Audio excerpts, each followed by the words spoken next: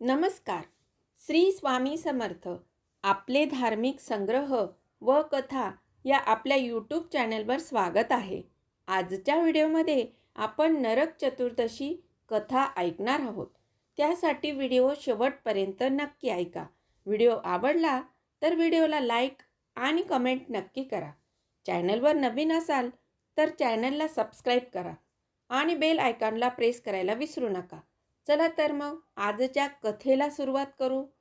अश्विन कृष्ण चतुर्दशीला नरक चतुर्दशी म्हणतात. या सणाची पुराणानुसार एक कथा आहे नरकासुराची. नरकासूर हा एक दुष्ट आणि दंभी असुर होता. ज्यावेळी विष्णूंनी पृथ्वीचा उद्धार करण्यासाठी वराह अवतार घेतला त्यावेळी याचा जन्म पृथ्वीच्या गर्भातून झाला होता. याचा जन्म झाल्यावर राजा जनकाने नरकासुराचा सांभाळ केला. पृथ्वीच्या गर्भातून त्याचा जन्म झाल्यामुळे पृथ्वी आपल्याबरोबर त्याला विष्णू लोकात घेऊन गेली.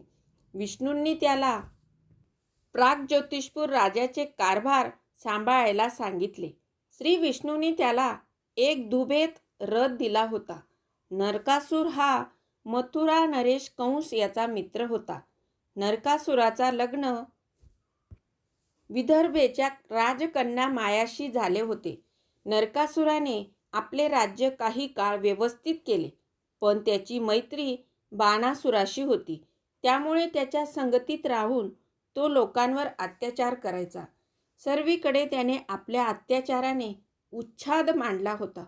त्याच्या जाचाला वैतागून एकदा ऋषी वसिष्ठ यांनी त्याला तुझा मृत्यू श्री विष्णूंच्या हस्ते होणार असा श्राप दिला. त्या शापामुळे वाचण्यासाठी त्याने ब्रह्मदेवाची कठोर तपश्चर्या केली आणि ब्रह्मदेवांना प्रसन्न करून घेतले. त्याने ब्रह्मदेवाकडून मला कोणीही मारू शकणार नाही असा वर मागितला. वर मिळाल्यामुळे त्याने स्वतःला अजय समजून अनेक राजांना बंदिस्त करून त्यांच्या बायका मुलींवर अत्याचार केले. त्याने तब्बल 16,100 बायकांना आपल्या कारागृहात दामटून ठेवले. त्याच्या अत्याचाराला सगळेच कंटाळले होते. देवलोकातून परतताना नरकासूर देवी अदिती, ऋषी कश्यपाची पत्नी देवता ज्यांचे पुत्र मानले जातात, त्यांच्या सुंदर चमकणाऱ्या कर्णफुलांवर मोहित झाला. ते त्याने हिसकावून घेतले. अदिती रडत रडत सत्यभामेजवळ गेली. सत्यभामा ही भगवान श्रीकृष्णाच्या 8 राण्यांपैकी एक होती. सत्यभामाने अदितीला कृष्णाकडे नेले. कृष्ण सत्यभामाला म्हणाला, चल आमच्याबरोबर. रणांगणात तू माझ्यासोबत राहावे, तुझी ही इच्छा नेहमीच असते. चल तर मग. कृष्ण आणि सत्यभामा गरुडावर स्वार होऊन नरकासुराची राजधानी प्राग्ज्योतिषपूर आसामकडे निघाले. कृष्णाला पाहून नरकासुराने आपला सेनापती मुराला युद्धासाठी पाठवले. कृष्णाच्या एकाच वाराने मुरासहित सर्व सैनिक मारले गेले. क्रोधित होऊन नरकासुराने राजवाडा सोडला आणि कृष्णाच्या छातीवर त्रिशूळने प्रहार केला. श्रीकृष्ण रणांगणावर बेशुद्ध पडले. श्रीकृष्णाची अवस्था पाहून अस्वस्थ झालेल्या सत्यभामेने नरकासुरावर बाणाने हल्ला केला. नरकासुराचा वध झाला तेव्हा सत्यभामा कृष्णाकडे वळली. तिने श्रीकृष्णाला उठवण्याचा प्रयत्न केल्यानंतर श्रीकृष्ण हसत उभे राहिले. ही त्याची लीला होती. सत्यभामा साक्षात पृथ्वीचाच अवतार होता आणि नरकासुराला मातेनेच मारावे असे वरदान होते. म्हणूनच त्याचा वध झाला. या युद्धानंतर 16,100 सुंदरी नरकासुराच्या बंदिवासातून मुक्त झाल्या. अदिती देवीला कर्णफुले प्राप्त झाली. ज्या दिवशी मायलोकाचा राजा नरकासुराचा वध झाला त्या दिवशी छोटी दिवाळी साजरी केली जाते. नरकासूर कैदेतून मुक्त झालेल्या मुलींनी श्रीकृष्णाला वेढा घातला आणि विचारले, आता आम्हाला कोण स्वीकारेल? तुम्ही आम्हाला स्वीकारा. भगवान श्रीकृष्ण म्हणाले, मी तुम्हा सर्वांना माझे नाव देईन आणि आयुष्यभर तुम्हा सर्वांचे पालन पोषण करीन. भगवान श्रीकृष्णाने त्या सर्व मुलींशी विवाह केला. नरकासुराशी युद्ध करताना नरकासुराच्या रक्ताच्या काही थेंब कृष्णावर पडले होते. ते स्वच्छ करण्यासाठी कृष्णाने तेल लावून स्नान केले होते. म्हणून तेव्हापासून या दिवशी तेल लावून अभ्यंग स्नानाची प्रथा पडली आहे.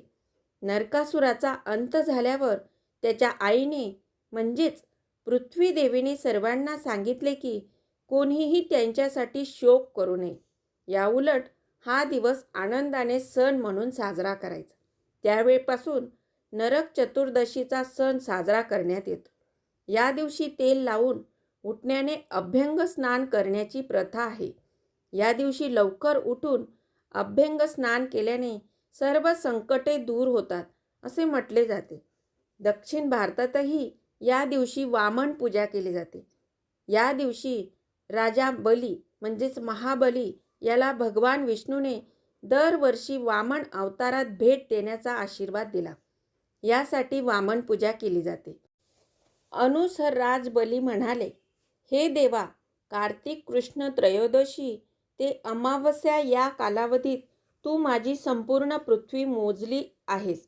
म्हणून माझ्या राज्यात चतुर्दशीच्या दिवशी यमराजासाठी दिवादान करणाऱ्यावर यमाचा छळ होऊ नये आणि उत्सव साजरा करणाऱ्या व्यक्तीला यमाकडून त्रास होऊ नये. दिवाळीच्या या 3 दिवसात लक्ष्मीजी कधीही घराबाहेर पडत नाही असे आशीर्वाद द्या. ही प्रार्थना ऐकून भगवान वामन म्हणाले, राजन, असेच होईल.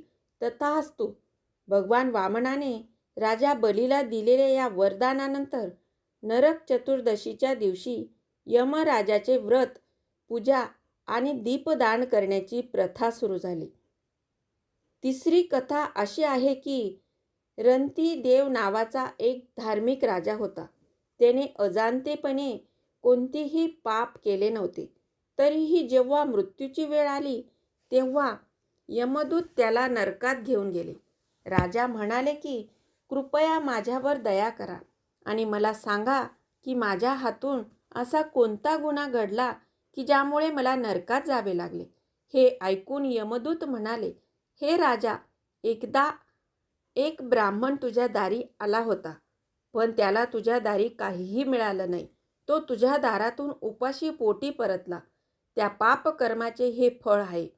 हे ऐकून राजाने यमदूताकडे 1 वर्षाचा कालावधी मागितला. मग यमदूताने राजाला 1 वर्षाची मुदत दिली. राजाने सर्व ऋषी मुनींकडे जाऊन आपली संपूर्ण कथा सांगितली आणि या पापातून मुक्त होण्याचा उपाय विचारला. तेव्हा ऋषींनी त्यांना कार्तिक महिन्याच्या कृष्ण पक्षातील चतुर्दशीचे व्रत करण्यास सांगितले आणि ब्राह्मणांना अन्नदान करून त्यांच्यावरील अपराधांची क्षमा मागावी. ऋषींनी सांगितल्याप्रमाणे राजाने तसे केले. अशा रीतीने राजा त्याच्या पापापासून मुक्त झाला आणि त्याला विष्णूच्या जगात स्थान मिळाले. या दिवसापासून पाप आणि नरकापासून मुक्तीसाठी पृथ्वी तलावावर कार्तिक चतुर्दशीच्या दिवशी व्रत प्रचलित आहे. नरक चतुर्दशीच्या दिवसालाच दिवाळीचं पहिलं पाणी असं म्हणतात. नरक चतुर्दशीच्या दिवशी अभ्यंग स्नान करावे. अभ्यंग स्नान करण्यामागचे एकच शास्त्रीय कारण आहे. तसेच नरक चतुर्दशीला ग्रामीण संस्कृती विशेष महत्त्व आहे. या दिवशी अभ्यंग स्नानानंतर यमासाठी नरकात म्हणजेच आधुनिक परिभाषक घरातील स्वच्छतागृहात दीपदान करण्याची प्रथा आहे. संपूर्ण शरीरास तेलाची मॉलिश करून आपल्यातील नरकरूपी वासनांचा अहंकार करायचा. तेव्हाच आपल्या आत्म्यावरील अहंकाराचा पडदा दूर होऊन आत्मज्योत प्रकाशित होईल, असा यामागील संदेश आहे. नरक चतुर्दशीला छोटी दिवाळी म्हणून ओळखले जाते. या दिवशी सूर्याचे पहिले किरण आपल्या घरात पडावे. सूर्यप्रकाशप्रमाणे घर सद्गुणांनी उजळावे यासाठी ग्रामीण भागात गायीच्या शेणाने सडा सारवण केले जाते. गाई गुरांच्या गोठ्यात, शेतात या दिवशी शेतकरी दिवे लावतात. कोणत्याही संकटात शेती धोक्यात येऊ नये, पिकाचे नुकसान होऊ नये म्हणून गोमातेची प्रार्थना केली जाते. शेतकऱ्यांच्या घरात पहिले पीक आल्यामुळे काही शेतकरी या दिवसाच्या दिवशी धान्याची पूजा करतात. सूर्योदयापूर्वी गव्हाच्या पिठाचा दिवा तयार करून त्यामध्ये तिळाचे तेल टाकून दिवा प्रज्वलित केला जातो. नरक चतुर्दशीच्या दिवशी काय करावे? सूर्योदयापूर्वी आंघोळ करून यमाच्या नावाने दिवा लावावा. कारण यमाची पूजा केल्याने अकाली मृत्यूची भीती नाहीशी होते. संपूर्ण शरीराला तेलाने मॉलिश करून नंतर आंघोळ करावी. चतुर्दशीला तेलात लक्ष्मीचा वास असतो, त्यामुळे देवीचा आशीर्वाद मिळतो. या दिवशी श्रीकृष्णाची पूजा करणे शुभ मानले जाते. तसेच घराच्या वेगवेगळ्या भागात 14 दिवे लावले जातात. काय करू नये? नरक चतुर्दशीच्या दिवशी मृत्यूची देवता यमाची पूजा केली जाते. त्यामुळे कोणत्याही जीवाला इजा करू नये. या दिवशी घरात दक्षिणेकडील भाग अस्वच्छ ठेवू नये. तसेच तेलदान करणे हे देखील अशुभ आहे, कारण त्यामुळे देवी लक्ष्मी क्रोधित होते. या दिवशी मांसाहार करणे टाळावे. उशिरापर्यंत झोपू नये, कारण देवी लक्ष्मी दुखावते आणि घरात गरिबीला आमंत्रण देते. असे मानले जाते की नरक चतुर्दशीच्या दिवशी सूर्योदयापूर्वी अभ्यंग स्नान करण्याची रीत पडली. या दिवशी सूर्योदयापूर्वी उठून जे लोक स्नान करीत नाही, वर्षभर त्यांच्या मागे दारिद्र्य आणि संकट पाठ सोडत नाही, असे मानले जाते. अभ्यंग स्नान. चंद्रोदय व्यापिनी चतुर्दशीला सकाळीच लवकर उठून शरीरावर तेल आणि उटणे लावून स्नान करावे. त्यावेळी खालील मंत्र म्हणावा. यमलोक दर्शना भाव कामो अभ्यंग स्नान करिषे. अर्धी आंघोळ झाल्यावर आंघोळ करणाऱ्याला औक्षण करावे. या दिवशी गव्हाच्या पिठाचा एक दिवा तयार करून त्यात तिळाचे तेल टाकून दिवाच्या चारही बाजूला कापसाची वात लावून दिवा प्रज्वलित करावा. त्यानंतर पूर्वेला तोंड करून अक्षता आणि फुलांनी पूजा करावी. त्यासाठी खाली मंत्र बोलून देवालयात दिवा लावा.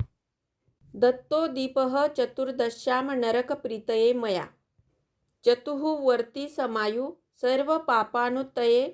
संध्याकाळी घर, दुकान, कार्यालय आदी प्रज्वलित दिव्यांनी अलंकृत करा. हे व्रत केल्यावर नरकापासून मुक्ती मिळते. रामभक्त हनुमानाचा जन्म याच दिवशी झाला होता.